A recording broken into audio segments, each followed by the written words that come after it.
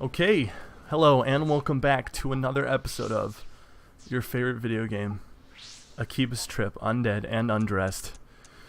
I'm just gonna flip through my phone here. I got my new phone, I'm gonna flip through it.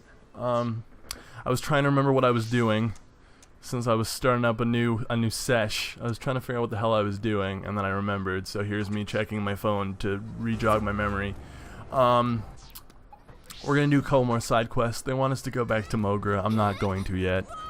I could, but I'm not going to yet. I'm looking for this guy, and he's not over here. And then I run back. You're gonna see during a lot of these side missions me just running places. Like, I don't know what I'm doing. I promise you, I do know what I'm doing. It's just that I don't remember all the character placement. If I turn down the number of people that, because you can actually turn down the number of like street goers that appear on the map when you start this game up, probably for, you know, lower end systems, but I don't do that.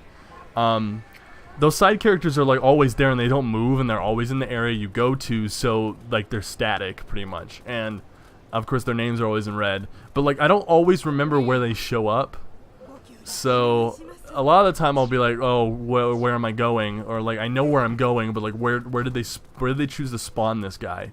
A lot of the times they'll put them in like consistently in like the same areas, so it's easier to predict in some, and not like here, like in Electric Town. I don't even know why I went here actually. Oh yeah, there's a guy. He's right here. I'm gonna pass him. I see his name, and then I do a double take, and this is one of those types of quests. I like this quest a lot. I should have just blatantly messed it up, but I didn't. I was being a little benevolent here in my playthrough. Basically, we're gonna pick this guy's clothes out, and then we're gonna help him win the heart of the girl of his dreams. It's gonna be very exciting. We're playing a very big role in somebody else's life, and playing God is dangerous. So here I am running down Main Street Southeast. I keep running into these. I'm doing like a thing where I run and I hit the buttons so that I don't get stuck in the. Because you'll notice a lot of the time, like when I complete side missions or stuff, where like characters like visibly hand you something, and then you delay like by like a second. You're delayed to take it. Like, that happens a lot if you do anything, and it happens when you get those flyers. So what I've been doing is I've been hitting A and then like running into them so they stumble, and then it still does the flyer animation. So like if I didn't get the flyer, or I did, like no matter what, it'll go through. Like I'll do it right here. See, I run right into her and knock her out, and then it's like, oh, I already have it. So we skipped the animation. I'm pulling out some speed strats. So here's the very important conversation. I don't know why she just doesn't notice us standing directly behind this kid, but like whatever. As you can notice here, you can just totally blow this. I almost hit my mother actually, but I didn't. And I went for the nice. I just didn't want to break a girl's heart, so I went for the nice, very sweet conversation here, and that's how you get those hearts flowing. I don't know what happens if you like blatantly destroy these side missions. Maybe you probably get paid less, if I had to guess.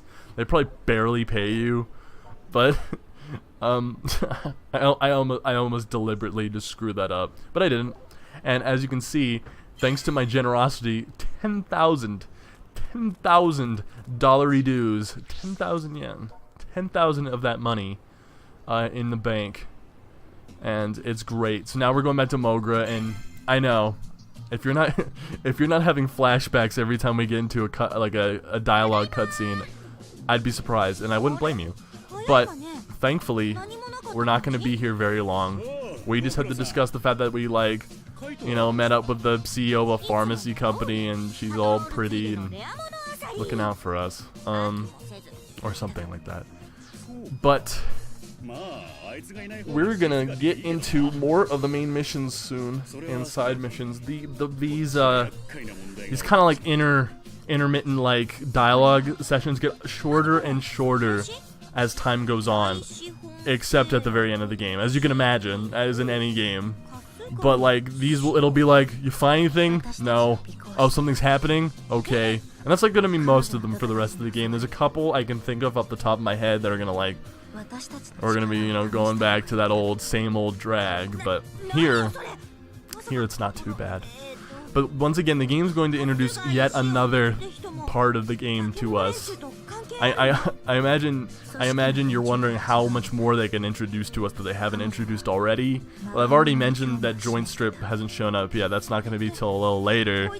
And there is another component that you won't see me use very much, except in very, very specific contexts. Mostly quests, side quests.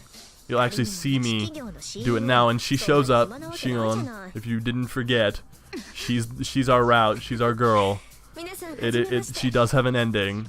I actually thought first time playing this game she wouldn't. I thought it was gonna be Shizuku, Toka, and Kati, and I at the time Rin, I guess, but no, Shion has an ending, and we're getting it, and we're gonna see it. We're gonna bear witness. She's very stylish.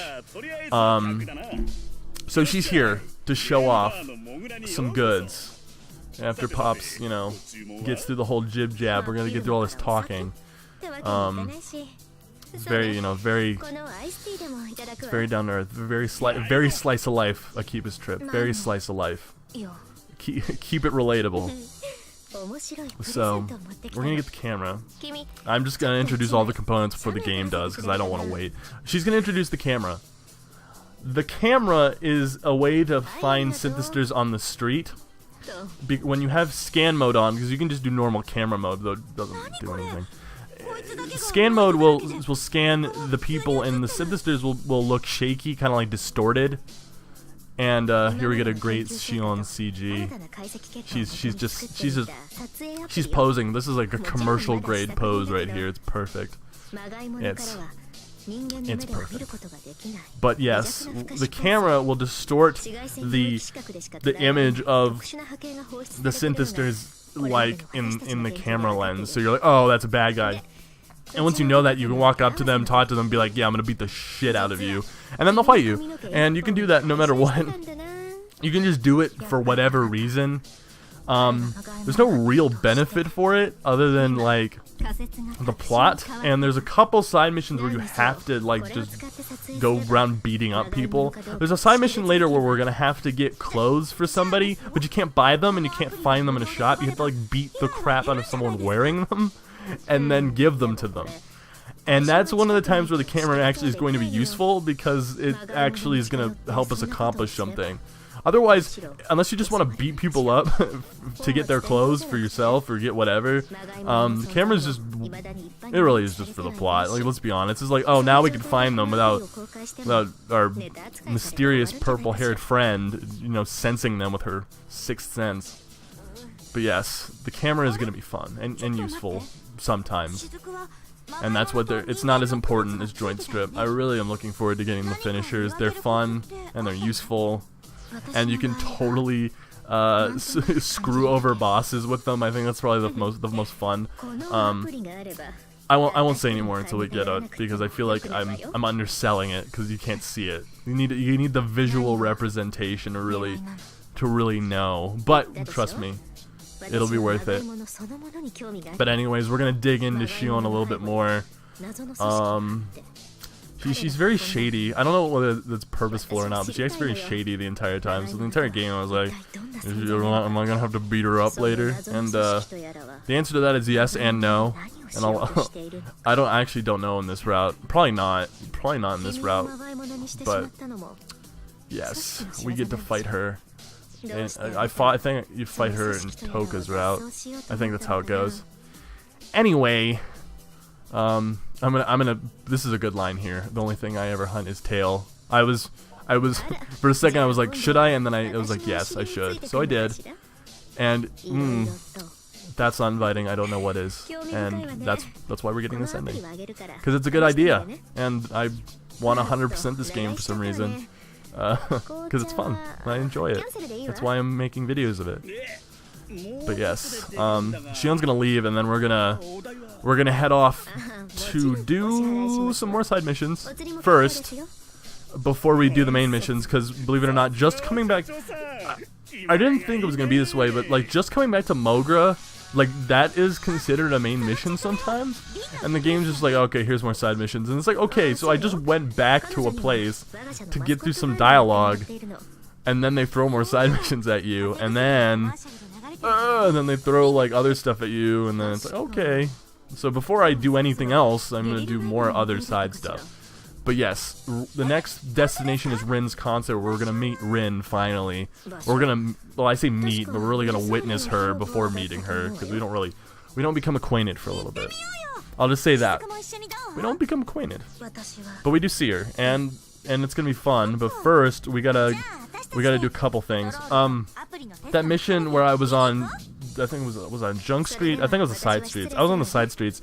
That mission where I had to talk to that guy, that's one of the few missions in this game where you actually have to come back to Mogra to talk to somebody to actually complete the mission. And if you don't do those early enough, you'll fail it just by coming back to Mogra, because Mogra pushes forward the game's, I'm doing air quotes here, time, which is just pushed forward by doing stuff. So I guess, you know, it's all relative. But really, you got to start those early. And since we're here, we're gonna get that one done.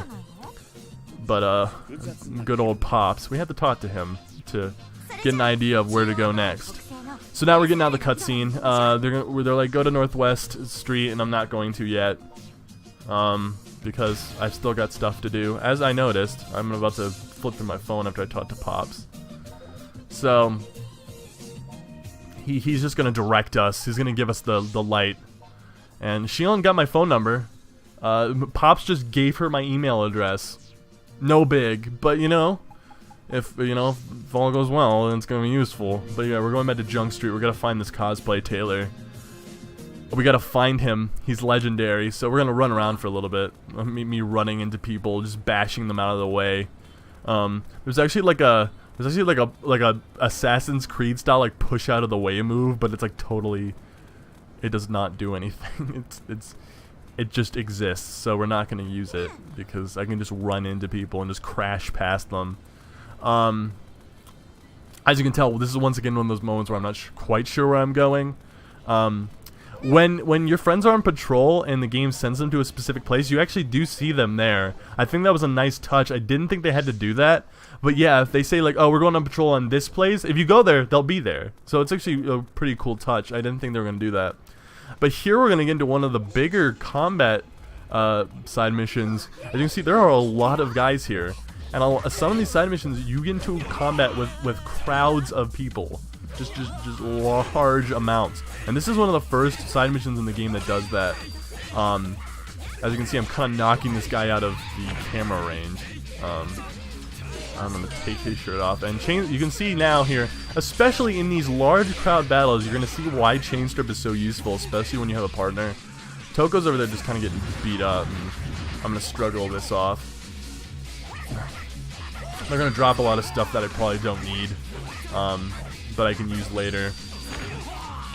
I was going to upgrade my microphone here, but I didn't, and I probably should have. This probably would have made this whole conflict easier, but not really important, because I pretty much got rid of them fast.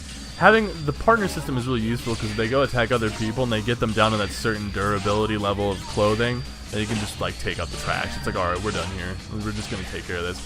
Another finisher, finally. It's been a while since I've done one of these. It's only on one guy though, and we don't get to see that like man like Tommy Wiseau tier ass, but it's okay. It's alright. We don't need any more of that than we've got already. But yeah, I don't know why they're wearing demon wings. I guess it's the new hip cosplay thing, and Akiba's trip is just to wear demon wings for no reason. Like, staple them onto your back or whatever. Or whatever they've done to get them on their bodies.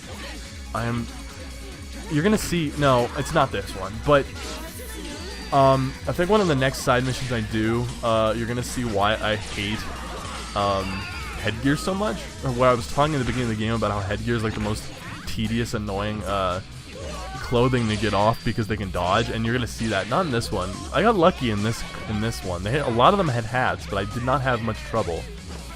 So here I'm just kind of picking stuff up because Toko's trying to beat up this last guy, and I'm gonna take him out. It's gonna heal me because I won.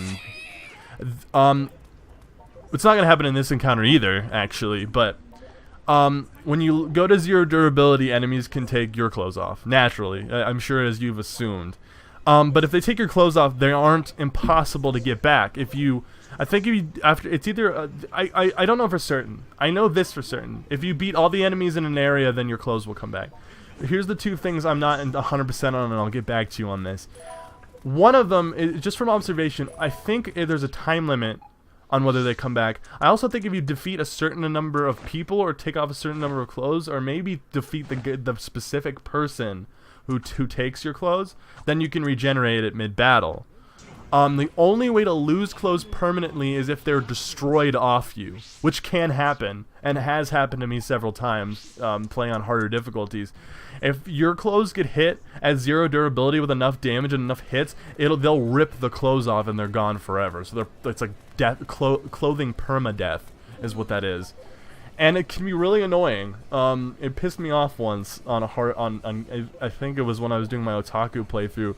I got basically like Marvel vs. Capcom tier infinited into the air, and then I got my shirt torn, and I had it upgraded pretty high, so I was a little salty after that. I was gonna come in here to buy something. I don't even remember at this point what I was doing, but we finished the cosplay. We finished the cosplay quest there. So here, I went to Electrotown by accident. I made to go to Radio Kaikon to get more microphones, because I'm going to upgrade my microphone now. I thought about it before the side quest. I went, no. I fought those guys, and I went, I should. So here I go. You're going to see me buy more microphones.